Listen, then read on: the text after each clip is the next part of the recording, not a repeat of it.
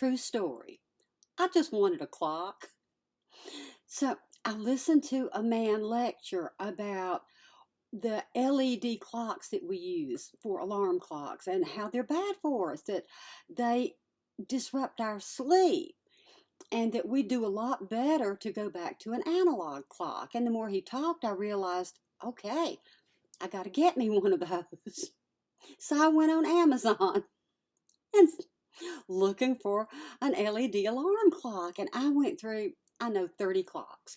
Good gracious, they do everything. They play this tune and turn this color and spin around. I wanted just an alarm clock. So finally, I found one. Had a soft green dial. It's not supposed to keep you awake. And so I said, that's it. So I rushed to the customer comments to find out how good this item is. And this one comment, this one guy pretty much took up the whole thing. Everywhere you looked, he had all these pictures posted. I thought that'd be so helpful. And he had a full page in tiny little scripts. I had to get my glasses. Tiny little print telling all about this marvelous clock. But he didn't. I started looking at what I'm seeing. The pictures he posted were the inside of the clock. This man took his he took his clock apart, poured it out on the table, and took pictures of it. Turns out I stayed with him, though, trying to make sense of what he's showing me with these diagrams. He took his clock apart. Well, what happened? He used it as is, and in the middle of the night looked at it and pushed some button. I don't know what it was, and it turned blue. It turned blue and blinded him.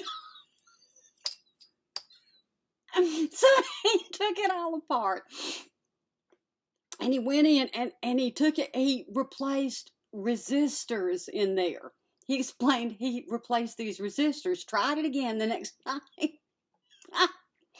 and it was still too bright. He took it all apart again, replaced those resistors with some others, and now it is perfect. Now, you too, for the nominal fee of $18.99, can have a very nice alarm clock that doesn't blind you. All you got to do is know how to solder. You have to go in and replace resistors. I don't know what those are, but I know you need more than one. And you got to know how to put that whole mess back together. And then you too will have a really nice bedside alarm clock. I got to the end of that. I spent all that time going through his pictures and diagrams and description. I got to the end, and Amazon asked for comments. So I said the only honest thing I could think of was tell that man to screw himself. I want my 30 minutes back. And that's why Amazon doesn't let me comment anymore.